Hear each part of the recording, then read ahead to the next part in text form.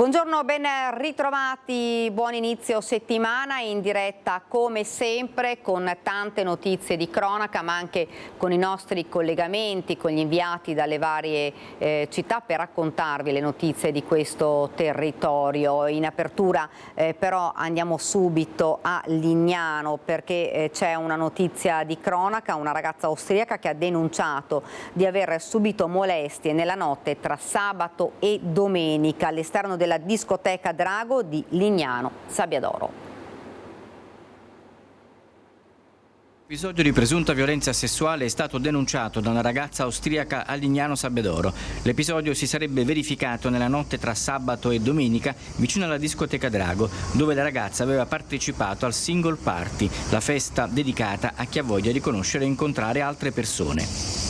La turista ha riferito ai vigilantes del locale di essere stata molestata da un uomo con cui, pare, si fosse appartata poco prima. Secondo il racconto fatto anche ai carabinieri, l'uomo avrebbe approfittato della situazione in cui erano rimasti soli per palpeggiarla contro la sua volontà.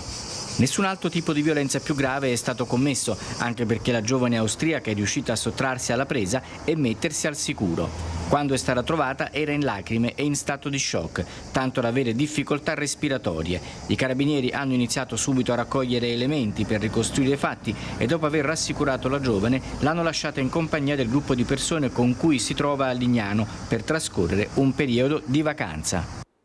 Ovviamente torneremo a parlare di questa vicenda nel corso dei nostri telegiornali, ma ora andiamo subito a Treviso in tribunale dove c'è una nuova udienza per l'omicidio di Margherita Ceschin, la pensionata uccisa nella sua abitazione a Conegliano. Oggi parlano gli imputati, cioè le persone accusate dell'omicidio. Ce ne parla però il nostro Christian Arboit che vedo già nel nostro schermo. Christian, buongiorno, a te la linea.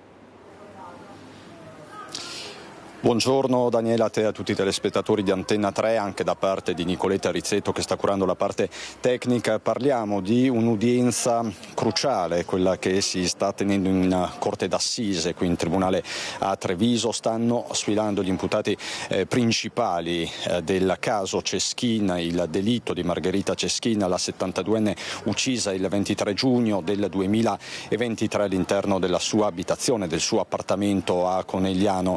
Un vero e proprio caso quello della Ceschin. Alla sbarra sono finiti in tanti, a partire dall'ex marito Enzo Lorenzon, oggi ottantenne. Sarebbe lui, stando all'impianto accusatorio, il mandante del delitto, poi messo invece in pratica da alcuni soggetti di origine dominicana e non solo. I due accusati principali sono Sergio Lorenzo e Matteo Garcia Molongo, assistiti dall'avvocato Mauro Serpico. C'è poi lo stesso Enzo Lorenzon, assistito dall'avvocato Fabio Crea. Enzo Lorenzon che non si trova in aula ma è in una casa di riposo, e Candy Maria Rodriguez, l'unica che finora ha reso le proprie dichiarazioni. La deposizione è durata circa 2 ore. Candy Maria Rodriguez che è assistita dall'avvocato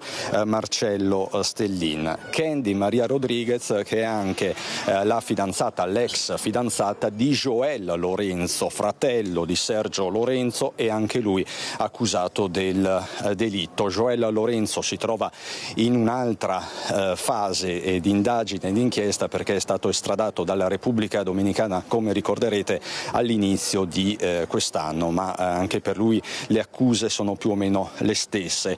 Joel che finora con le proprie dichiarazioni ha inguaiato ulteriormente il fratello. Ma veniamo a quello che sta accadendo in aula. In aula di fatto si stanno ripercorrendo i momenti che hanno portato a quel delitto e di fatto si sta dicendo che cosa? Che Margherita Ceschin non doveva essere uccisa ma semplicemente intimidita. Questo ha fatto intendere la stessa Candy, che è Candy Rodriguez, la fidanzata di Joel, che appunto è accusata di favoreggiamento. Però Daniela, se sei d'accordo, ti farei sentire nell'ordine gli avvocati che entrano nel nel merito della vicenda e delle dichiarazioni finora rese. Quindi cominciamo da Stellin, che è l'avvocato di Candy Rodriguez, poi Fabio Crea che è l'avvocato di Enzo Lorenzon, e poi appunto Marcello Stellin, non Marcello Stellin, Mauro Serpico, che è l'avvocato dei due imputati principali. È emerso che la mia assistita purtroppo si è trovata in una situazione spiacevole, oltremodo, della quale tuttavia non aveva contezza, non ha avuto contezza se non dopo i fatti, e purtroppo ha seguito un istinto irrazionale di aiutare quello che era il suo fidanzato, promesso sposo e padre del suo figlio, a mettersi in salvo. Ragioni del cuore e della famiglia, come dice Antigone, che purtroppo possono confliggere con quelle dell'ordinamento. Lei è consapevole di quello che è successo e che non avrebbe dovuto aiutare il suo fidanzato a mettersi in salvo, a sottrarsi alle ricerche dell'autorità giudiziaria. Avvocato Crea, lei oggi presenterà una memoria, Enzo Lorenzon non sarà in aula. Più che una memoria è una vera e propria dichiarazione su quello che è stato i fatti, così come sono avvenuti nella realtà. Lo racconta per la prima volta, nella stessa dichiarazione si rammarica di averlo fatto, ma è stata una scelta condivisa da un punto di vista tecnico e di strategia processuale e difensiva, per cui è stato molto contento di poter veicolare oggi questa dichiarazione alla Corte d'Assise, perché per la prima volta spiega i fatti come sono avvenuti e spiega il suo punto di vista anche di natura personale. Già oggi dalla dichiarazione resa da Candy mi pare che sia emerso un elemento molto importante, dirompente nel processo, cioè che l'accordo che era intercorso con Enzo Lorenzon non fosse quello di un mandato ad uccidere, bensì un mandato ad intimidire, intimorire la signora Ceschin, e che poi in realtà i fatti siano andati in maniera molto diversa rispetto a quelli di cui si aspettavano gli stessi imputati.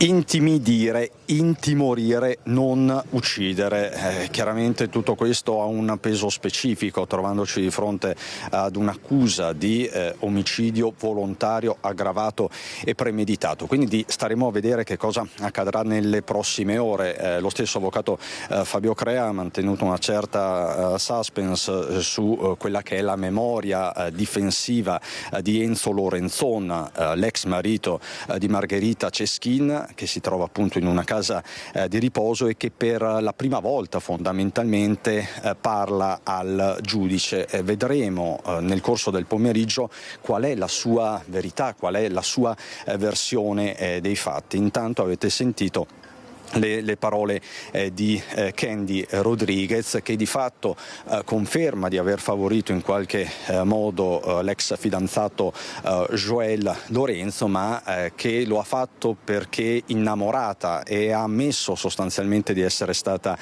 stupida. Vedremo nelle prossime ore che cosa accadrà, ma la linea è quella tracciata in qualche modo dall'avvocato Serpico, e quindi un delitto che probabilmente non era premeditato, ma che appunto è arrivato, e questo è il grande punto interrogativo. Staremo a vedere quindi, Daniela, nelle prossime ore. Per il momento da Palazzo di Giustizia è tutto. Con Nicoletta Rizzetto ti restituisco la linea. Cristian, non so se tu mi stai sentendo in questo momento. Quello che diceva, che hanno detto insomma ora gli imputati è assolutamente diverso da quello che invece aveva testimoniato Joel, che era il grande accusatore, nonostante sia accusato, come dicevi tu, con degli stessi reati degli altri, in cui diceva invece siamo andati là per ucciderla. Questo è uno degli elementi. Joel Lorenzo, che è stato estradato dalla Repubblica Dominicana all'inizio di gennaio e che per il momento si trova in una fase processuale diversa, in un diverso processo. È stato rinviato a giudizio, non è stata accolta la richiesta di giudizio abbreviato che era stata avanzata dai suoi legali, e quindi bisognerà capire anche proprio questa relazione tra fratelli, Joel Lorenzo e Sergio Lorenzo, il giovane Joel, 26 anni, che accusa Sergio sostanzialmente dell'omicidio, e sappiamo che poi proprio per aver reso queste dichiarazioni ci sarebbero state delle non ben identificate minacce anche in carcere. Lo stesso avvocato di Joel aveva parlato di un clima di intimidazione tra le sbarre. Insomma, è una vicenda molto complicata, però oggi forse uno dei punti più importanti sarà anche proprio la dichiarazione dello stesso Enzo Lorenzon, con questa memoria difensiva che l'avvocato Fabio Crea si appresta a depositare davanti al giudice. Grazie davvero a Christian Arboit, grazie a Nicoletta Rizzetto per la parte tecnica. Ovviamente continueremo a parlare di questo omicidio che davvero aveva sconvolto e ha sconvolto l'intera comunità trevigiana, non solo conegliano. Ne parleremo questa sera, poi se ci dovessero essere ulteriori novità noi saremo qui per cedere nuovamente la linea a Christian Arboit. E vedo già pronto invece nel nostro schermo Daniele Garvin da Vicenza. Parliamo di incidenti stradali tra questa notte e questa mattina, autostrada con il traffico in tilt e 11 km di coda a causa di un camion che ha perso il carico. Daniele, buongiorno.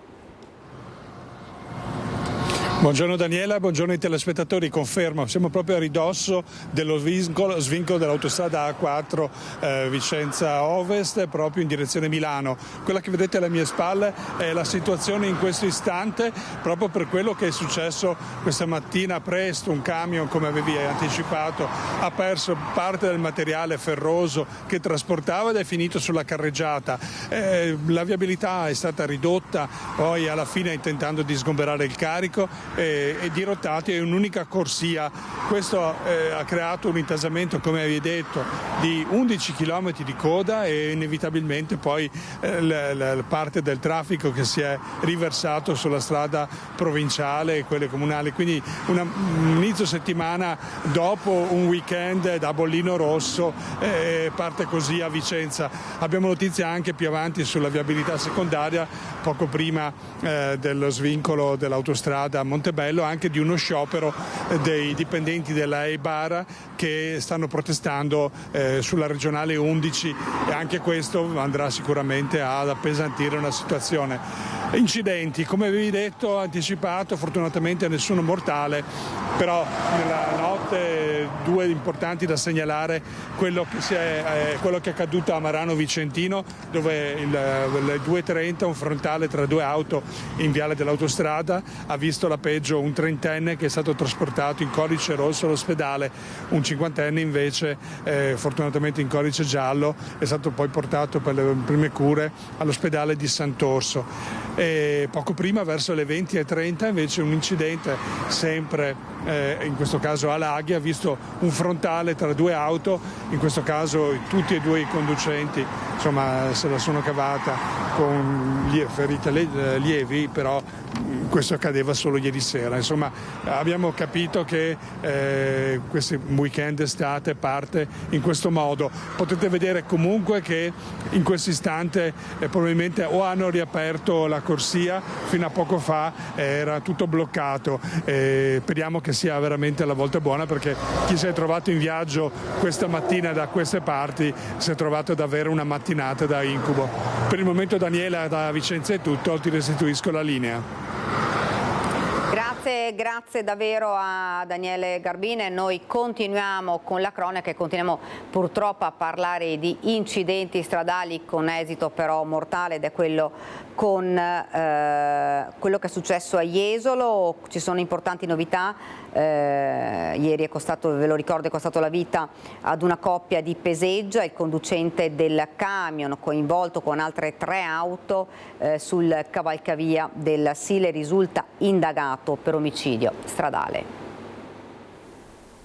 Il conducente del camion, un 50enne di origine moldava, sarebbe risultato positivo all'alcol test e per questo indagato per omicidio stradale. Questa è la novità sull'incidente di sabato pomeriggio lungo via Adriatica a Jesolo, costato la vita a una coppia di Peseggia, il 59enne Davide Magnanini e la moglie Emanuela Ghezzo di 60 anni. I due in sella a un Harley Davidson stavano tornando da una giornata al mare quando sono rimasti coinvolti in un incidente con altre 3 auto ed un camion sulla salita del cavalcavia del Sile che porta verso la rotonda Tosano. Un impatto tremendo con il corpo di Davide sull'asfalto accanto alla moto e quello di Manuela sulla scarpata, letteralmente volato al di là del guardrail. La dinamica è ancora al vaglio della polizia locale, ma non troverebbe conferma il tentativo di sorpasso da parte della moto sul camion ipotizzato in un primo momento. Prenderebbe invece corpo l'ipotesi di uno sbandamento del mezzo pesante che avrebbe innescato la serie di impatti. Oltre alla coppia deceduta, sono 3 le persone finite all'ospedale in condizioni serie ma non in pericolo di vita. Illesi invece il conducente del mezzo pesante e una famiglia tedesca che stava raggiungendo Jesolo per una vacanza. Davide Magnanini era un esperto camionista ed un grande appassionato motociclista, in particolare delle Harley. Una passione condivisa da tempo con la moglie Emanuela. Condividevano le iniziative di un gruppo di motociclisti della zona, da Mestre a Mogliano. La coppia lascia 2 figli ventenni, Federico e Simone. È stato il sindaco Battista Mestrinera a comunicargli la tragica notizia. Devo ringraziare il sindaco di Jesolo per avermi avvertito subito praticamente della situazione. È stata un po' una fatalità che siamo riusciti a contattare i figli prima che venissero a saperlo dai giornali, dai social media. Sindaco che provocatoriamente lancia un appello a tutti i motociclisti. Le macchine sono sempre più larghe, sempre più piene di misure di sicurezza, le moto invece no. Quindi secondo me dovremmo metterci in testa o di andare in strade dove non ci sono mai macchine, oppure la moto, soprattutto d'estate, metterla via perché è diventata davvero un mezzo estremamente pericoloso anche senza la colpa dei motociclisti.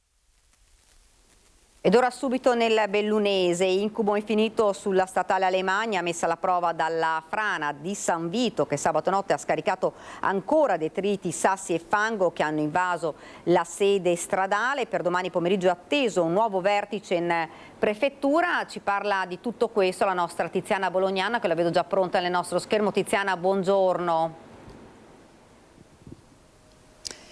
Sì, buongiorno Daniela, hai detto bene, la statale 51 di Alemagna Dogana Vecchia è stata riaperta a tempo di record, ma solo per i mezzi di soccorso. Ieri gran lavoro per sgomberare la sede stradale dai detriti, dal fango e dai sassi scesi nella notte tra sabato e domenica in concomitanza con un violento temporale, l'ennesimo ai noi di questa stagione fra le Dolomiti, ed è stato un gran lavoro da parte delle ditte incaricate da ANAS per sgomberare. Si sta lavorando oggi per sistemare e reinstallare il pluviometro che è stato danneggiato dall'ammasso di fango e sassi scesi dal Marcora. Si stima circa 4.000 metri cubi di materiale, possibilmente un quantitativo medesimo se non superiore a quello caduto il 1° luglio. E certo, se non si pensa a interventi strutturali, se in questo momento non si pensa ad approntare in maniera urgente la viabilità alternativa, si corrono tanti rischi. Uno di questi è quello, un rischio d'ordine pubblico, perché la gente, i lavoratori sono davvero arrabbiati, sono infuriati. Lo sapete, la settimana scorsa, venerdì, era stata annunciata questa iniziativa di provvedere, mettere a disposizione navette NCC per il trasbordo dei lavoratori da San Vito a Cortina, lavoratori che sono costretti da oggi a rifare fare il passo Tre Croci. Per quale motivo? Perché oltre al danno alla beffa si è scoperto che i costi di questa navetta sono esorbitanti, costi quotidiani, si parla di 30 euro al giorno. Di questo abbiamo parlato con il sindaco di Cortina Gianluca Lorenzi. Vi faccio vedere questo servizio, poi la linea può tornare allo studio. La dignità di chi ha scelto di vivere e lavorare in montagna non può essere calpestata, lo affermano a gran voce i lavoratori pendolari che fanno la spola fra il Cadore e Cortina e che dopo la frana a San Vito sono costretti a viaggi della speranza fra i tornanti del passo Tre Croci. Il sollievo parziale per tutti è durato pochi giorni e da questa mattina, dopo l'ennesima colata dal Marcora, è ricominciato l'incubo cui, per farvi fronte, aveva cercato una soluzione il Comune di Cortina, annunciando la disponibilità di navette NCC per il transito sulla 426. Il risultato, oltre al danno, la beffa, dopo aver scoperto che il biglietto richiesto a persona costa 30 euro al giorno. Io capisco benissimo che ognuno fa il suo business ed è giusto che sia così, però dobbiamo anche renderci conto che noi stiamo dando un servizio della gente che viene a lavorare, non è il turista che si può permettere di pagare un biglietto a fronte di un servizio che poi può avere, faccio per dire, nel rifugio. Qui stiamo parlando di gente che ha necessità di avere questo servizio per venire a lavorare. La gente è arrabbiata, tanto più che il transfer non porta in centro né a Cortina né a San Vito, ma in luoghi comunque isolati che richiedono spostamenti di chilometri a piedi o in autobus che al momento non c'è. Il sindaco Lorenzi chiede a chiunque sia in grado di rendersi disponibile per questo servizio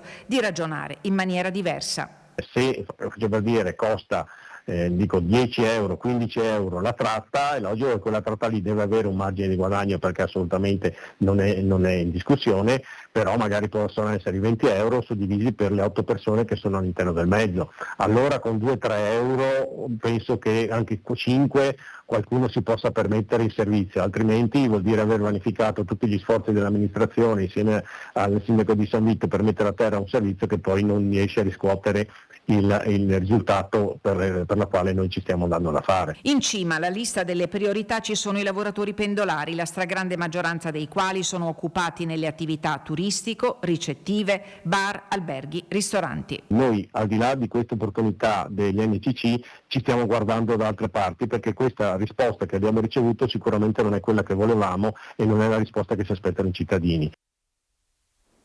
E torniamo ancora a parlare di incidenti stradali perché quella di ieri è stata una giornata nera per i motociclisti. Nel pomeriggio, poco prima delle 16 a Resana, in via Angarano, un 51enne della provincia di Milano in sella ad una moto, mentre era in fase di sorpasso, si è scontrato contro un'auto che usciva da una casa privata. L'impatto è stato molto violento, il motociclista sbalzato a terra è stato soccorso e trasportato al Cafoncello in codice rosso. Gli accertamenti dei carabinieri intervenuti sul posto hanno verificato che il 51enne era senza patente, lievi escoriazioni per la 20enne di Castelfranco alla guida della vettura.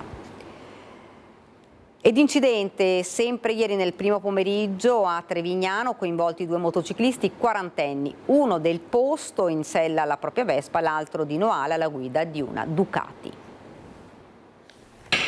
Un botto tremendo e 2 motociclisti finiti a terra, uno sull'asfalto e l'altro dentro il fossato. E questa è la scena che si è presentata ai soccorritori lungo via Roma a Trevignano, all'altezza del distributore Galloil. Erano da poco passate le 14 quando un quarantenne del posto, proveniente dal centro del paese, in sella alla propria Vespa, si accingeva ad imboccare una laterale della strada provinciale. In quel momento, sulla stessa direzione, sarebbe sopraggiunto a velocità elevata un altro quarantenne di Noale, in sella alla propria Ducati. L'impatto nel tentativo di quest'ultimo di superare l'altra moto è stato inevitabile.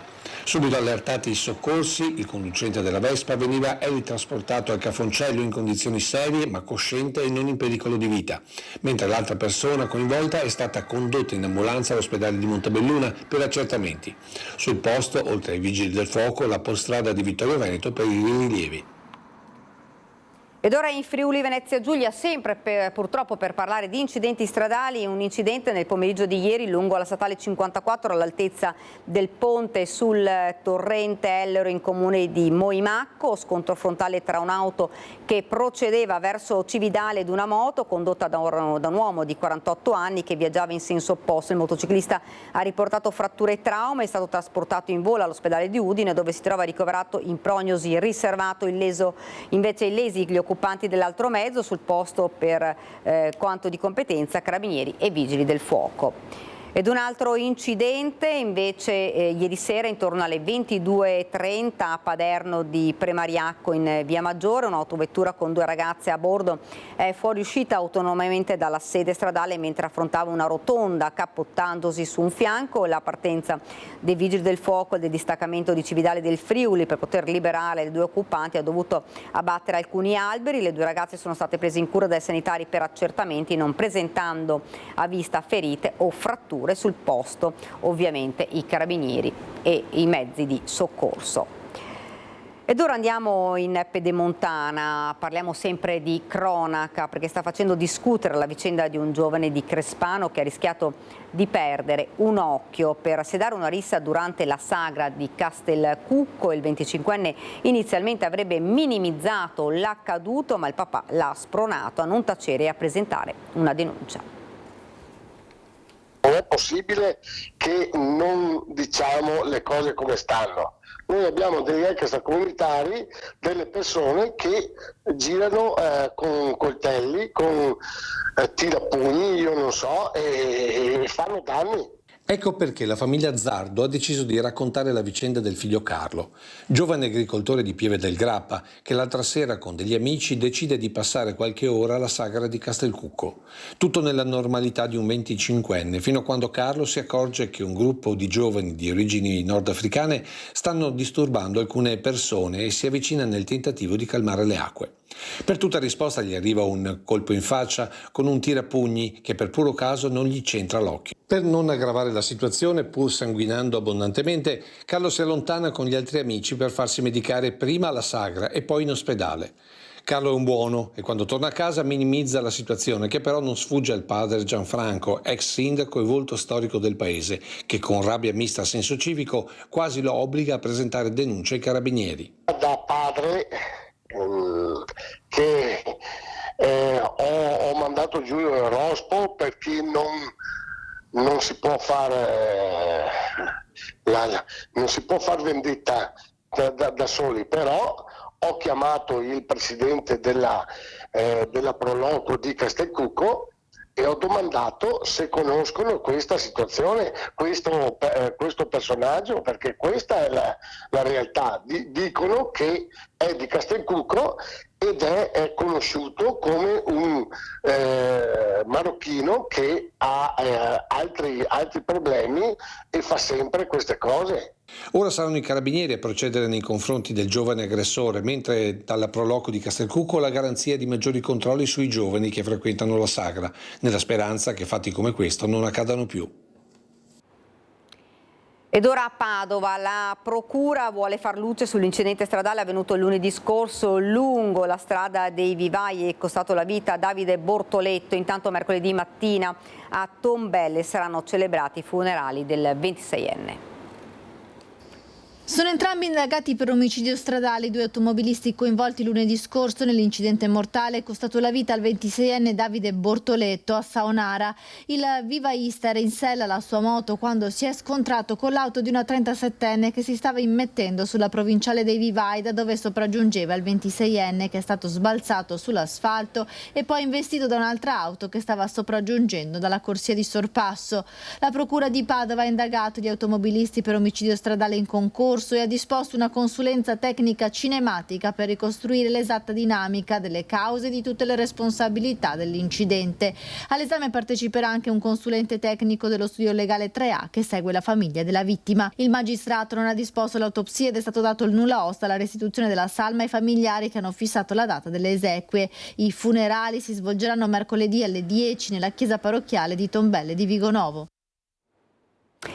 E lutto a Padova nella polizia locale. Sabato sera è mancato per un improvviso arresto cardiaco Stefano Luigi Motolese, 55 anni, vigile in forza alla polizia locale di Padova, viveva a Cadone, che lascia nello strazio la moglie e 2 figli di 16 e 12 anni dopo l'assunzione nel corpo di polizia locale di Padova avvenuta nell'ottobre del 2007. Ha prestato il suo servizio sul territorio come agente di prossimità del centro storico della città e nelle aree periferiche. Dal dal 2015 e rinforza come agente motociclista presso il reparto di pronto intervento.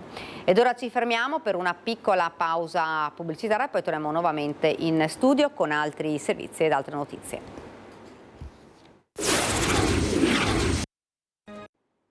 Siamo tornati nuovamente in studio con la nostra prima edizione. Ora il sondaggio che vogliamo proporvi noi questa sera, potete iniziare a votare già da subito, riguarda la sanità ed esattamente le liste d'attesa, quindi vota la sanità veneta. Se volete votare promossa 0422 1626 691, se invece volete votare bocciata 0422 1626 690, l'esito di questo sondaggio nel corso della nostra trasmissione in prima serata Ring. Gli ospiti di questa sera: Giovanni Manildo del Partito Democratico alle 21, poi 21:30 Luca Spavanetto di Fratelli d'Italia, Andrea Zanoni di Alleanza Verdi Sinistra, Alberto Villanova della Lega, Fabrizio Boron di Forza Italia e Erika Baldin di Movimento 5 Stelle. Questi dunque gli ospiti. Potete iniziare a votare il sondaggio già da subito, poi l'esito questa sera in prima serata con la nostra trasmissione Ring.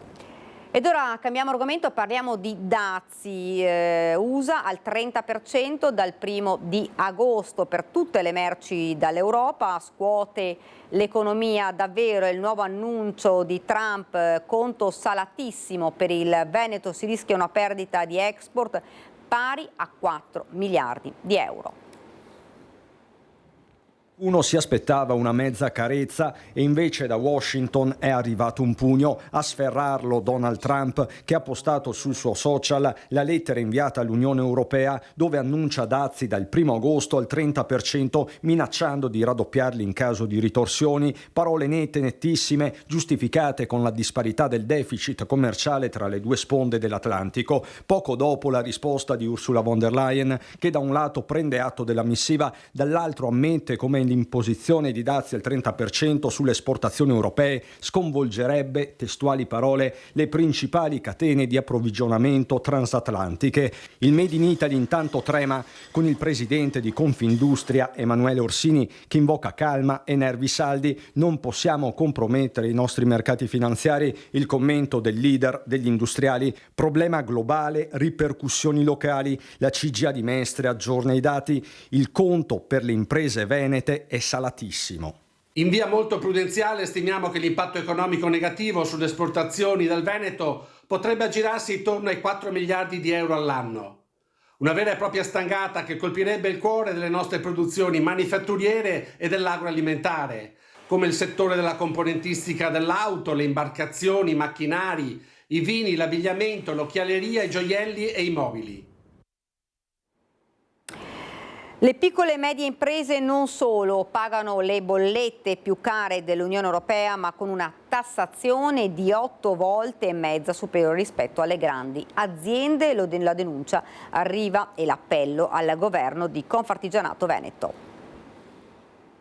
L'energia per la piccola e media impresa ha un costo 8 volte superiore ai grandi consumatori. Quindi chi consuma meno di 20 megawatt ha 8 volte il costo in bolletta rispetto a chi ne consuma molta altra. In un paese in cui la tassazione sull'energia elettrica è la più alta dell'Unione Europea, in media del 28%, si somma il paradosso per cui una piccola impresa italiana che consuma meno di 20 megawattora l'anno si trova a pagare un carico fiscale 8 volte e mezzo superiore ad una grande azienda che ne consuma oltre 150.000. Costo esorbitante che porta le piccole e medie imprese a subire questo torto. Noi riteniamo che questo dramma per noi debba essere affrontato dal governo e come tale deve essere risolto nel migliore dei modi, ossia portando il costo dell'energia perlomeno a un costo minore e quindi il costo pari agli altri. L'appello di Confartigianato Veneto è di quelli che chiedono una risposta immediata, soprattutto per un manufatturiero sospeso tra la scure dei dazi americani e l'incertezza di uno scenario geopolitico in cui pesano non poco i conflitti mediorientali. Noi non possiamo solamente vivere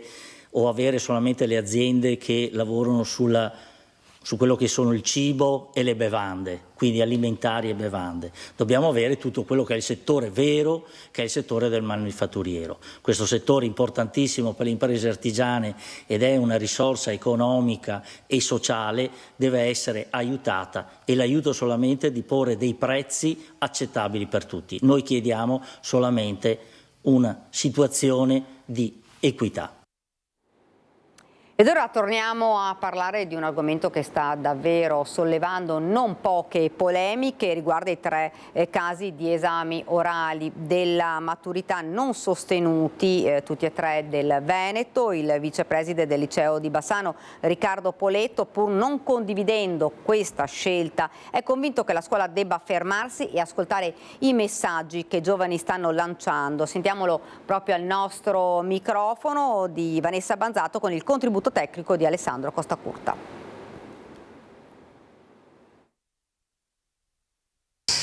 Studenti e studentesse che si rifiutano di fare l'orale alla maturità. È un chiaro segno di protesta, un chiaro segno contro la situazione scolastica attuale, che piaccia o no, è un messaggio che vogliono lanciare al mondo della scuola intero.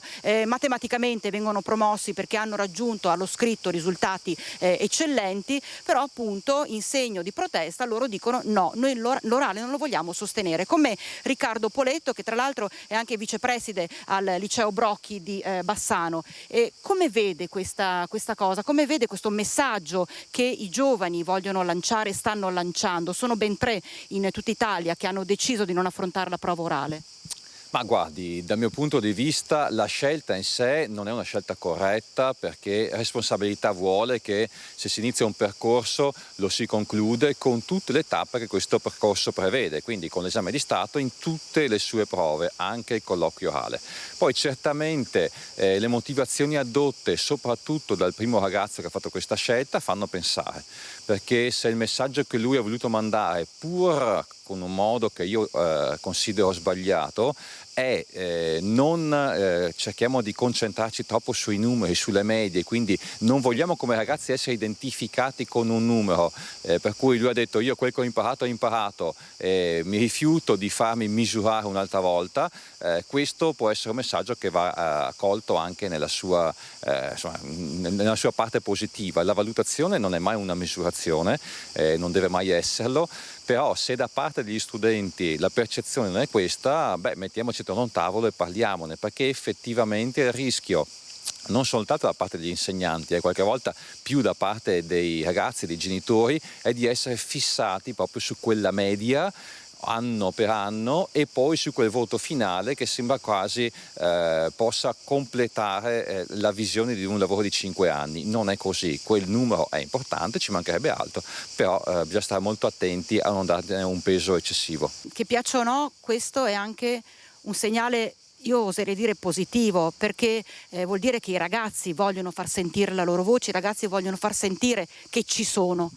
Sì, e vogliono forse anche allontanarsi da un modello scolastico che rischia di essere troppo competitivo. Le provocazioni, i messaggi che arrivano da parte dei ragazzi, anche quando vengono fatti in modo magari non condivisibile, non vanno presi alla leggera. Quindi se il messaggio di questi ragazzi e di queste ragazze è viviamo la nostra scuola in maniera eccessivamente competitiva e alla fine, come dire, quando possiamo, vogliamo tirarci fuori da questo sistema che ci affibbia dei numeri, ascoltiamoli, prendiamoli sul serio. Dobbiamo far capire anche però che se la percezione è di una scuola troppo competitiva, questo non dipende soltanto, non solo dalla scuola, ma anche da come viene vissuta da ragazzi e genitori. A volte il registro elettronico, che è uno strumento utilissimo, rischia di veicolare questa immagine della scuola, cioè il ragazzo che si identifica, si specchia con un numero. Anche i genitori qualche volta quando aprono il PC o accendono l'applicazione del registro elettronico, la prima cosa che vedono è una media con tanto di punti decimali, e il rischio è che i genitori o anche i ragazzi identifichino tutto il percorso svolto con quel numero, con quella media. Non è così né nel corso degli anni né tantomeno con l'esame finale. E dopo questi casi noi abbiamo anche sentito l'opinione proprio della gente. Sentiamo che cosa ci hanno detto.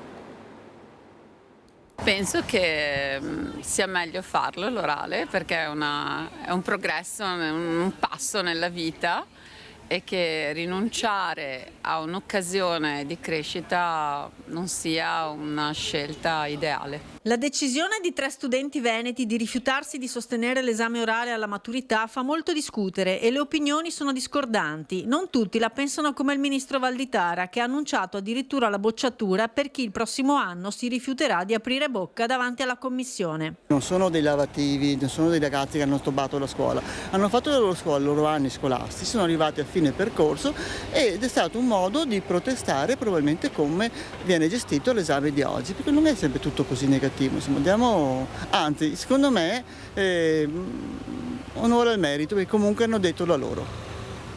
Lei si sarebbe mai rifiutata di fare l'orale? Avrebbe potuto permettersi questo?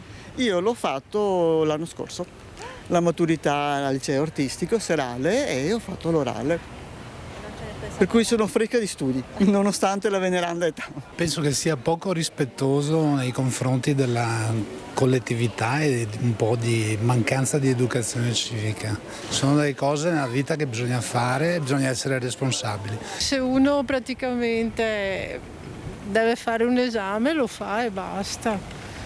Per cui si prende le sue responsabilità e accetta anche l'eventuale bocciatura. Le regole vanno rispettate. Se esistono le regole che prevedono un esame scritto e delle risposte orali, devono sottostare a questo. Una forma di protesta o un modo per esprimere altro? Penso che bisognerebbe farlo comunque, dopo come forma di protesta non lo so se sia giusto o meno.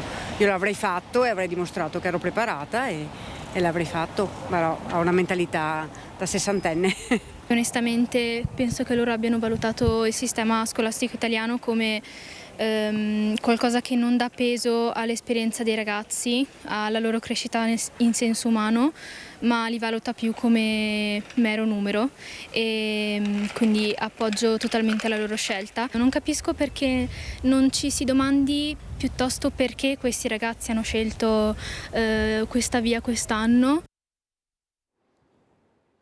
Questa è dunque l'opinione dei cittadini, ma abbiamo sentito anche l'opinione del psicoterapeuta Mirko Casteller. Dice: i docenti che hanno promosso gli studenti che hanno boicottato l'orale vanno immediatamente licenziati. Questo è l'appello shock dello psicoterapeuta. Siamo di fronte ad un atto di anarchia che ci può far tornare ai tempi bui. Il professionista cita gli anni di piombo.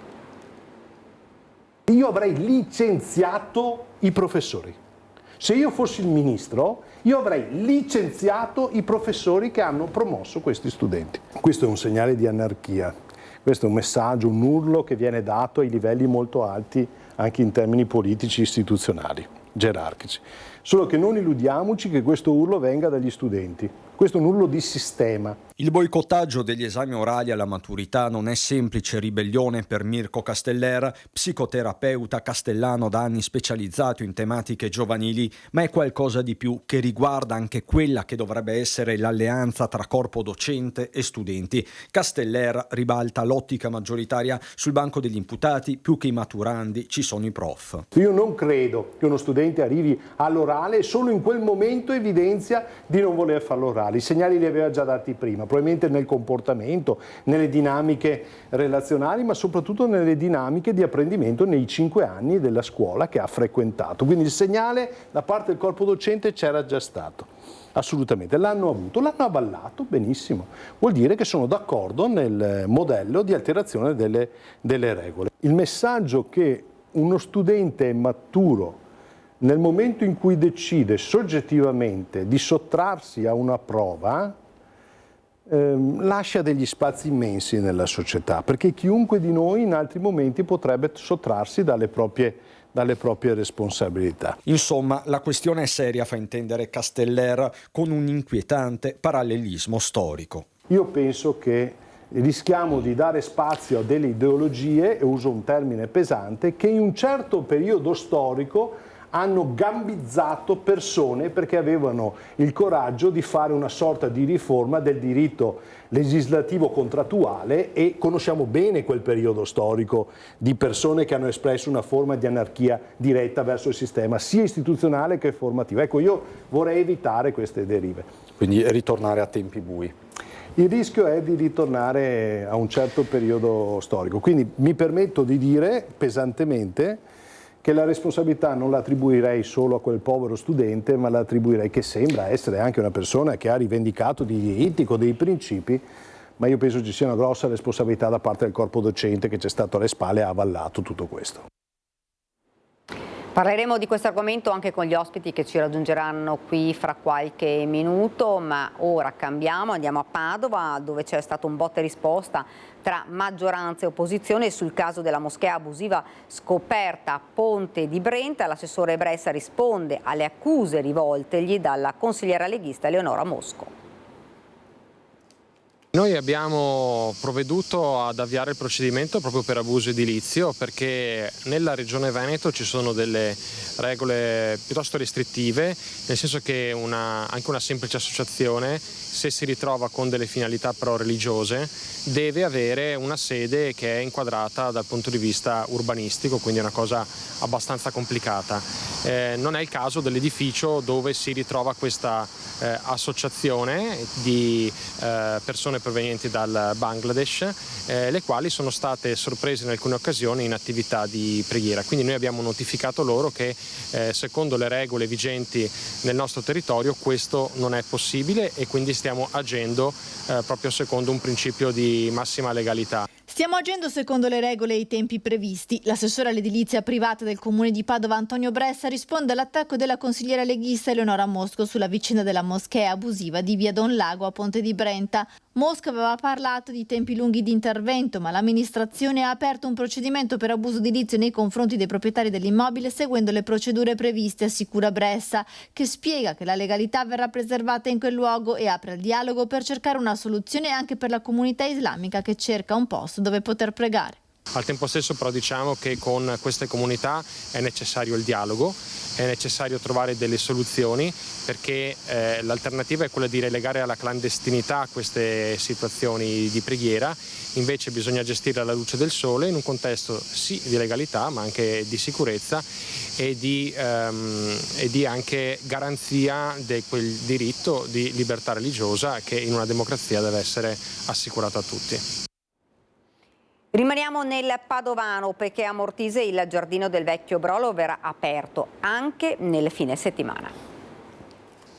Il giardino del Vecchio Brolo a Mortise amplia i suoi orari di apertura. La piccola oasi verde protetta di via dell'Ippodromo era stata riaperta a fine gennaio. Un'associazione aveva garantito degli orari nei giorni feriali per sorvegliare l'apertura dell'area verde che si trova tra i condomini del Rione. Ora, grazie ad un gruppo scout, si potrà usufruire del giardino anche nei fine settimana, grazie all'intervento della consigliera di maggioranza Elena Alberti. Le nuove aperture saranno nel weekend tra il sabato e la domenica, a seconda della disponibilità che riusciamo a garantire, grazie all'associazione Veneto Scout Cattolici, quindi la VSC di Torre Mortise, che amplieranno le fasce infrasettimanali già garantite, e quindi abbiamo dei ragazzi giovani che si mettono a disposizione di questo servizio sociale comunitario. Il giardino del Vecchio Brolo è un punto di riferimento per il quartiere di Mortise, un luogo interessante anche per le scuole e per i più piccoli che possono osservare la vegetazione varia. Stiamo lavorando molto per ampliare le superfici verdi della città, sapendo quanto è necessario garantire l'accesso al verde per tutti i cittadini, ma anche estendere gli orari o ampliare le giornate di apertura è altrettanto significativo. Ed ora torniamo a parlare del gravissimo incidente stradale nel quale è morta una coppia di persone, un marito e moglie, una tragedia avvenuta a Jesolo. Io vedo nel nostro schermo la nostra Anna Maria Parisi. Anna Maria, buongiorno.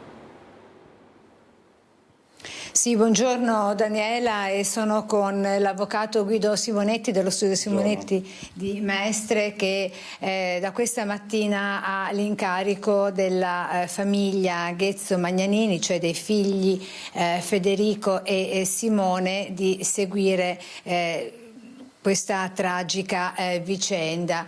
Non so Daniela se abbiate già mandato in onda il servizio da studio in precedenza.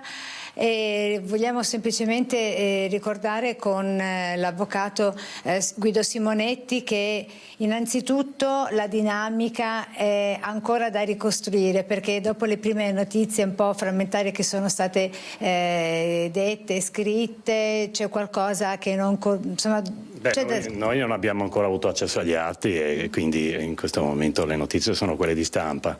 Dalle notizie di stampa che purtroppo i figli hanno letto domenica mattina, la dinamica sembrava tutt'altro che tranquillante per il papà che trasportava la mamma, e quindi abbiamo consigliato loro di sollecitare subito il pubblico ministero che sta coordinando le indagini per disporre un approfondimento investigativo nominando un ingegnere, in modo che loro possano nominare un ingegnere di fiducia e partecipare alla fase della ricostruzione in modo tale da riuscire ad avere chiarezza nei tempi auspicabilmente più rapidi possibili.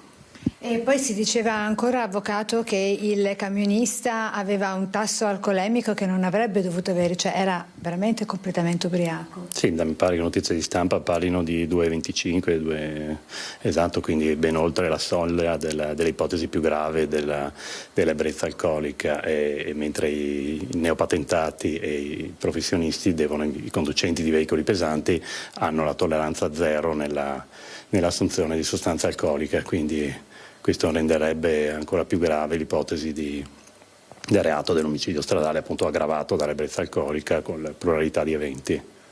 Ecco, lei è appena stato conferito l'incarico dai due figli della coppia, Manuela Aghezzo e Davide Magnanini, entrambi 59enni, con Emanuela che avrebbe compiuto 60 anni adesso a breve, ad agosto, e si diceva che ancora, quindi siamo proprio nella fase iniziale di tutte le indagini, non si sa se il camionista avesse dei precedenti specifici o altre infrazioni a suo carico di questo tipo. Sì, noi non abbiamo ancora alcuna notizia, abbiamo appunto iniziato a lavorare 2 ore fa e adesso abbiamo depositato già l'istanza del pubblico ministero e poi vedremo nei prossimi giorni auspicabilmente di poter acquisire più informazioni, perché puoi immaginare che trovarsi a dover leggere dai giornali, oltre alla gravità del fatto, una dinamica che sembrerebbe anche avvicinare una responsabilità del papà rispetto alle conseguenze che ha subito la mamma, questo gli lascia, quindi bisogna cercare di fare chiarezza prima possibile. Sì, è una vicenda che va trattata con molta, naturalmente come tante altre pari a questa, con molta delicatezza, con molto garbo, ma altrettanta fermezza e precisione, perché qui si configurerebbe un reato piuttosto che un altro a carico di un'altra persona. Cioè l'indagato possiamo pensare che sia il conducente dell'auto articolato, perché ovviamente chi non può rispondere non può essere indagato, però ovviamente diventa rilevante soprattutto per la ricostruzione dei fatti, no? Dei familiari, di sapere quello che è successo esattamente. Ecco, e poi si diceva ancora, avvocato, di come lei purtroppo abbia, da professionista qual è, abbia seguito un caso analogo a questo, e quindi è proprio una... Sì, la perdita di entrambi i genitori è un lutto che merita la massima attenzione, la massima scrupolo, proprio perché anche se il dolore non è che si possa pesare, ma capisce che si tratta di una famiglia di 4 persone che viene dimezzata. E senti, adesso qual è il prossimo step dal punto di vista proprio della procura? Quanto si dovrà attendere per capire quando si terrà la perizia? Ma normalmente la Procura di Venezia è molto solerte nel valutare se gli elementi a disposizione sono sufficienti o se è opportuno quello che noi suggeriamo, cioè di fare un approfondimento investigativo in modo da nominare, normalmente nel giro di qualche giorno dovremmo avere la risposta. Quindi molto celermente. Sì, assolutamente. Poi i tempi delle perizie sono 30-40 giorni normalmente, quindi siamo fortunati. Grazie all'avvocato Guido Simonetti, con le immagini di Sandro Ponchio. Se non hai altri approfondimenti da chiedere ti restituisco la linea, Daniela.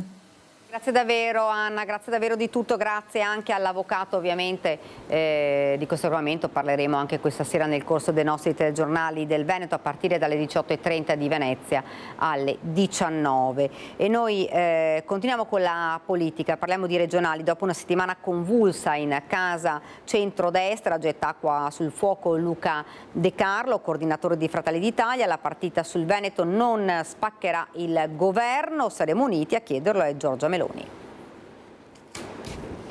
Io trovo improbabile, se non impossibile, che si vada disuniti, quindi trovo improbabile e assolutamente impossibile che questo governo possa implodere. Tante sono le cose che dobbiamo fare ancora per gli italiani. Il governo è stracoeso e mi dispiace per la sinistra perché per questi 2 anni che mancano e anche per i prossimi 5 credo che non toccherà palla. Alla fine di una delle settimane più tese per il centrodestra veneto, e cominciano a essere davvero tante, è Luca De Carlo, numero 1 dei Fratelli d'Italia, a gettare acqua sul fuoco. Le turbolenze, soprattutto quelle tra Lega e Forza Italia, non diventeranno frattura e l'esecutivo Meloni non subirà ripercussioni. Non sarà quindi la partita sul Veneto a spaccare il governo. Questo è il pensiero, anzi la certezza, del senatore meloniano, ex sindaco di Calalzo, più volte dato in pole position per succedere allo stesso Zaia. Il diretto interessato continua a non scomporsi. La formula resta quella del miglior candidato possibile.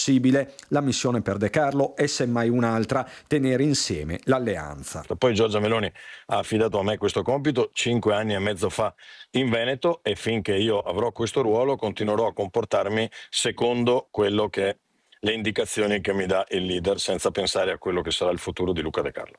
Giorgia Meloni ha sempre detto, anche quando eravamo all'1%, che noi dovevamo essere il collante del centrodestra.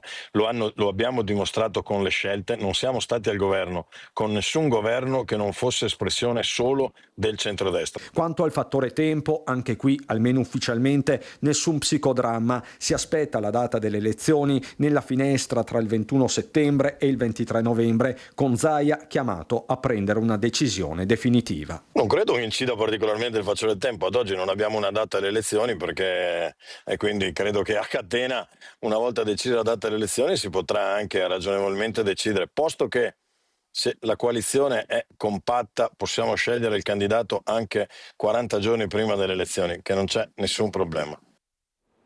Ed ora il sondaggio di oggi e poi di questa sera che riguarda la sanità. Lo vedete, liste d'attesa, vota la sanità veneta. Se volete votare, promossa 0422 1626 691, questo in verde, oppure bocciata in rosso 0422 1626 690. L'esito di questo sondaggio nel corso della nostra trasmissione in prima serata Ring. Prima della pubblicità vi do l'anticipo del servizio che vedrete subito dopo, che è il Teatro di Castelfranco, inaugurata la prima e ampia documentata mostra sul sodalizio fra Franco Battiato e Giusto Pio, originario quest'ultimo proprio della città del Giorgione. Pubblicità e poi subito dopo il servizio.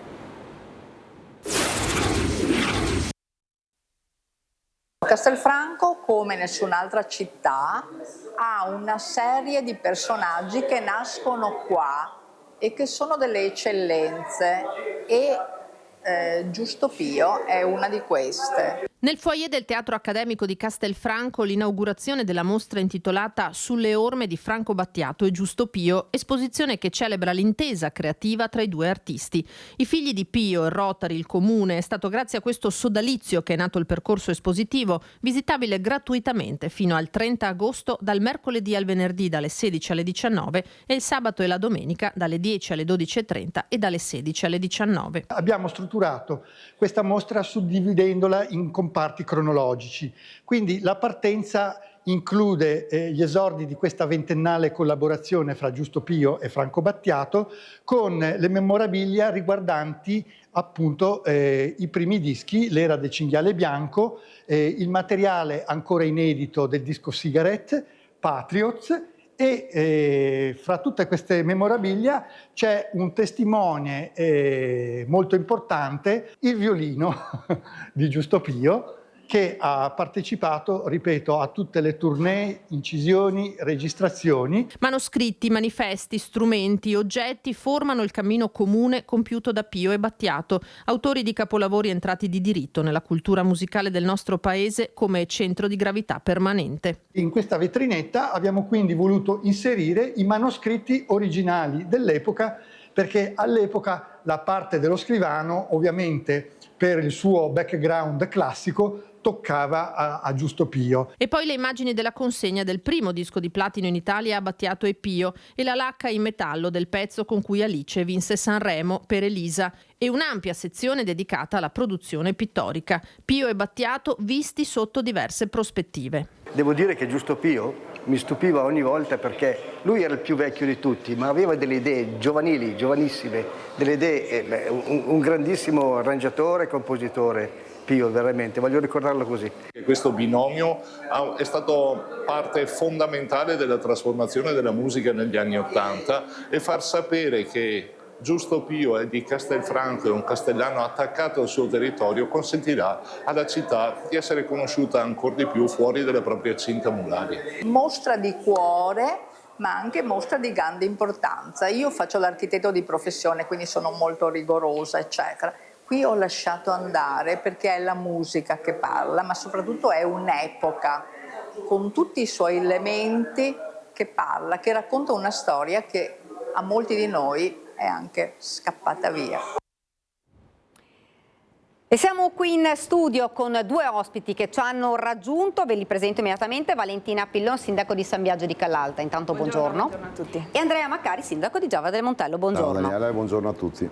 E continuiamo a parlare a questo punto di cose un po' più leggere, come le manifestazioni, le iniziative quest'estate, insomma, che è stata ricca un po' in tutti i comuni. Partiamo da Giavera perché ci parlava di un palio importante che è ormai prossimo. Il palio dei presidenti di Giavera, il comitato palio, che è il 25, il 24, il 23, vado a ricordo perché è di 25, 26, 27, di luglio.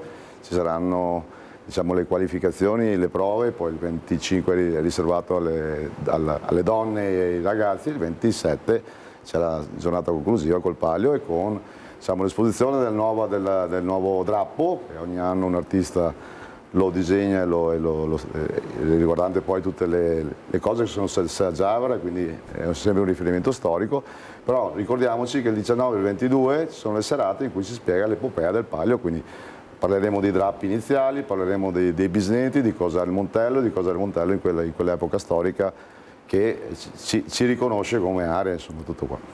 Un palio storico? Sì, un palio storico perché si parla di cultura, si parla dei bisnetti che erano significa due volte niente, quindi in quel momento in cui la Serenissima aveva usato il Montello per il legname, per l'arsenale, aveva praticamente reso poveri, e a Giavera c'è anche l'ex provvederia in cui monitorava tutto il Montello e quindi aveva messo tutta la popolazione, diciamo, dei residenti di tutta l'area montelliana al servizio della Serenissima, lasciandoli senza niente perché erano boscaioli senza bosco e contadini senza terra.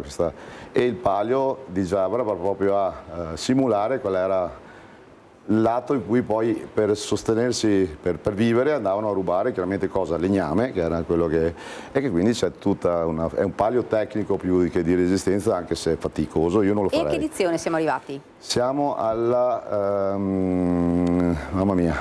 Questa edizione? Vabbè, ce l'ho. Allora faccio una domanda alla sindaca Sabbiato, poi glielo richiedo.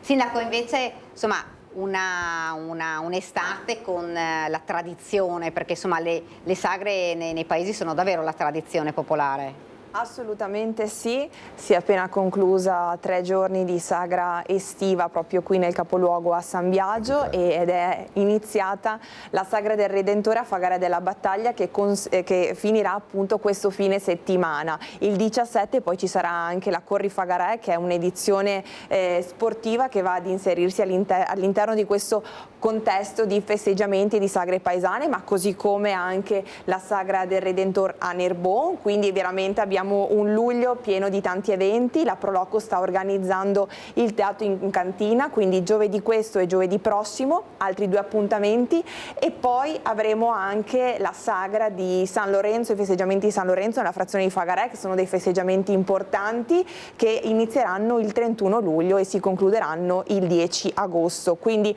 davvero un territorio ricco di tradizioni, ma per fare spirito di squadra, per stare insieme, per questo senso di comunità che ci accomuna, e vediamo una buonissima partecipazione. Infine, a fine agosto ci sarà anche la sagra a Spercenigo, e quindi davvero perché tutte le nostre fazioni hanno questo desiderio di stare insieme e di continuare proprio nel solco della tradizione e nel far sì che tanti giovani possano anche avvicinarsi al mondo del volontariato, perché li vediamo impegnati proprio come volontari, ed è un bellissimo motivo per incominciare anche a mettersi al servizio della collettività. Quindi ringraziamo sempre gli organizzatori, perché fanno sì che la nostra comunità sia viva, animata, ci siano occasioni per stare insieme qui nel nostro territorio senza magari trovare dei lidi estivi diversi, e pur sapendo insomma che ci sono tante offerte nel nostro territorio, ma anche la nostra San Biagio offre dei momenti di socialità, di festa e di animazione condivisa. Grazie Sindaco.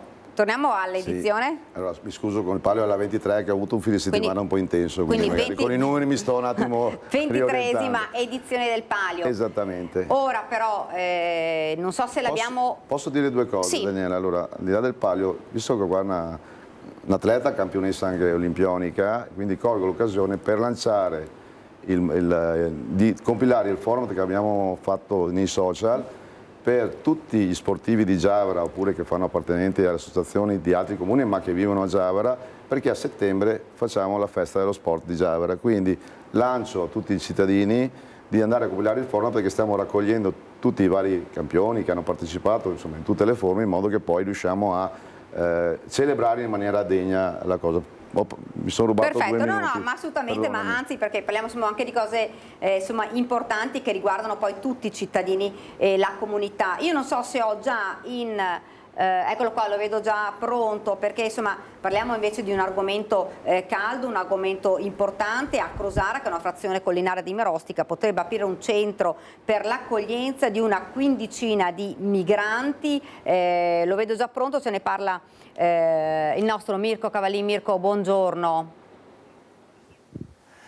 Buongiorno Daniela, buongiorno con Renzo Rigona dal municipio di Marostica, con il sindaco Matteo Mozzo. Allora, eccolo qui, con Renzo Rigona vi mostriamo il post che il sindaco ha pubblicato nella notte tra sabato e domenica. Ci fa la sintesi?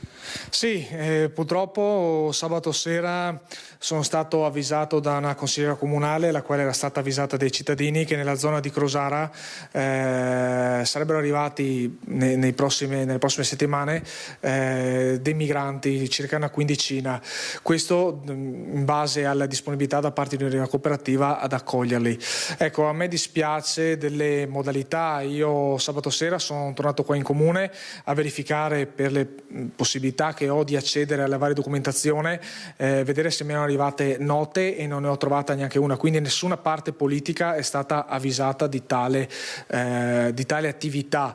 Nella giornata di oggi stiamo verificando con gli uffici se erano arrivate comunicazioni di altro tipo, PEC, nelle scorse settimane, scorsi giorni.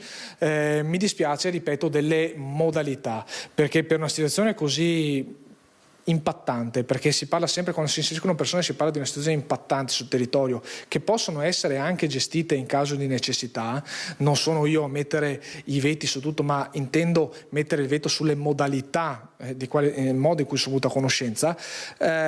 Si dovrebbe avere almeno la cortesia istituzionale di parlarsi per avere un confronto, e questo qua è la necessità che avrei voluto avere con la cooperativa.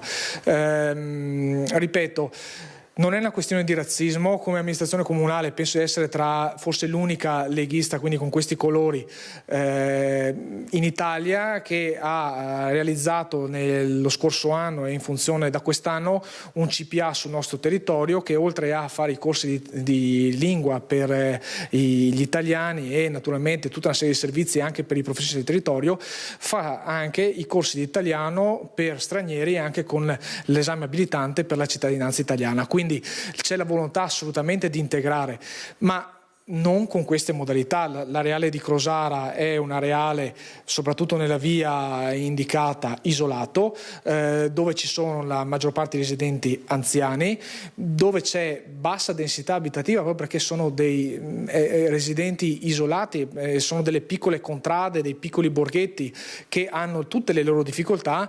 Andare a fare un inserimento di questo tipo lo trovo assolutamente inappropriato, soprattutto dopo tanti anni in cui l'amministrazione sta cercando di fare degli investimenti per riportare cittadini nelle zone collinari. Bene, allora c'è da verificare che cosa dice il protocollo del comune, cioè se effettivamente sono arrivate delle richieste formali, in attesa eventualmente anche di sentire la prefettura, che ovviamente dovrà essere stata informata. Il sindaco Daniela, e con questo chiudiamo, ha deciso di non dire pubblicamente il nome della cooperativa coinvolta proprio per evitare strumentalizzazioni e diciamo una situazione ancora più spiacevole di quella che appunto ora si sta verificando. Ne sapremo di più nelle prossime ore, nei prossimi giorni. Per il momento grazie al sindaco, grazie a Renzo Rigon, la parte tecnica. Da Marostica è tutto, a te la linea. Grazie davvero a Mirko Cavallin, grazie al sindaco e per la parte tecnica a Renzo Rigon. Un argomento insomma purtroppo caldo, ne abbiamo parlato anche insomma nei mesi scorsi, può accadere, è accaduto nel Vicentino ma può accadere un po' in tutti i comuni e come diceva il sindaco essere avvisati insomma. Sindaco, sentivo prima, vedevo che annuiva, quindi... No, è questione sistematica di organizzazione, di dare il tempo tecnico di mettere nelle condizioni anche queste persone di essere messe in un luogo sicuro e anche sistematico. Oggi per domani, al di là, rende tutto più complicato per chi riceve ma anche per chi arriva. E quindi è anche il tempo tecnico di un'amministrazione comunale che si trova diciamo, a gestire queste situazioni di emergenza o di non emergenza, ma è questo il tema, non deve essere un'emergenza, cioè deve essere un sistema diciamo, organizzato, sistematico che permetta di accogliere e di mettere in sicurezza tutto il sistema, compreso noi che facciamo il nostro lavoro. Sono d'accordo con il sindaco che ha appena parlato, ha detto cose corrette, non è una questione di non volere o non volere, è questione di mettere nelle condizioni corrette di fare qualcosa. Si parte da là. Si rischia un impatto, se no comunque difficile.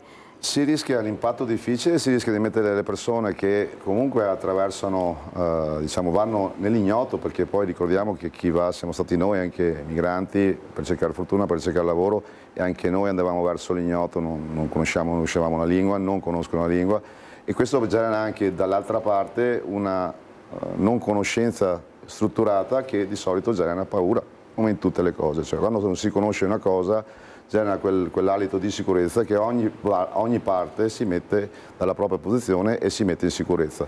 Questo dobbiamo fare in qualsiasi cosa, le cose strutturate che siano chiare e possiamo noi come sindaci anche a informare correttamente la popolazione, altrimenti rischiamo pure di veramente essere fraintesi oppure di fare cose all'ultimo minuto che magari non sono neanche consone alla situazione. Ci vuole una maggiore comunicazione, soprattutto in questo caso e soprattutto con le persone interessate che sono i sindaci.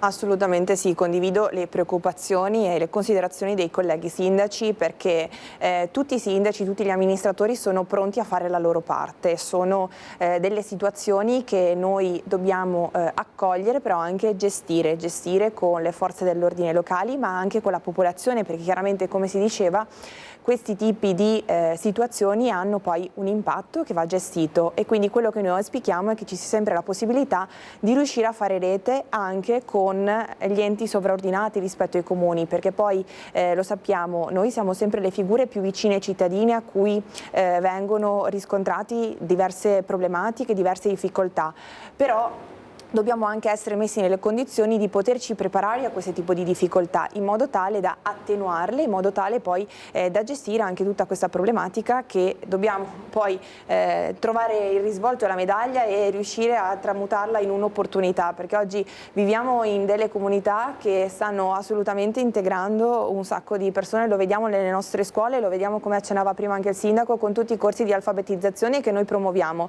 però è chiaro che non può essere scaricato addosso addosso così dall'oggi al domani, perché non si hanno assolutamente le risorse né a livello di personale né a livello di strumenti per poterla gestire al meglio, ed è quello che ogni amministrazione vuole cercare di fare nei confronti della propria collettività, sempre per garantire il bene comune. Anche perché, come diceva il sindaco Macari, poi c'è anche un problema, insomma, con i cittadini del comune, perché quando non si conosce poi effettivamente si rischia, insomma, la preoccupazione, la paura, poi la protesta, insomma, dei cittadini. Invece magari fatto in maniera un po' più diciamo comunicativa, questo potrebbe magari evitare questo problema, sindaco. Assolutamente sì, diciamo, è la base, diciamo, del rapporto umano, la comunicazione. Se noi non la curiamo nascono i fraintendimenti, ma in qualsiasi situazione. Quindi in questo caso qua ancora di più, ripeto, dare la giusta informazione ai cittadini, permettere di capire anche noi stessi di come comportarci, perché poi, come diceva la mia collega sindaca, la Valentina, è una questione anche di organizzarsi e fare le cose fatte in una certa maniera e fatte bene. Diciamo, c'è tutta la sostenibilità, per questo è necessario, insomma, strutturarsi e anche diciamo, vedere, diciamo, la parte, insomma, necessaria e positiva, però dobbiamo esprimerla e dobbiamo fare in modo che la gente possa capire che magari c'è anche una parte che è necessaria a noi come comunità.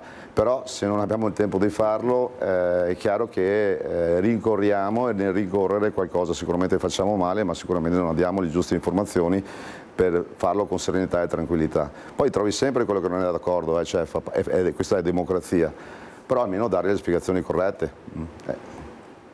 C'è un po' preoccupazione che possa accadere, abbiamo visto adesso, insomma, era tanto che non si parlava di questo, che è arrivato, insomma, come proprio in maniera così un fulmine a cielo sereno, diciamo. Proprio in maniera velocissima, senza nessun tipo di avvisaglia prima. C'è un po' preoccupazione che possa accadere anche in altri comuni?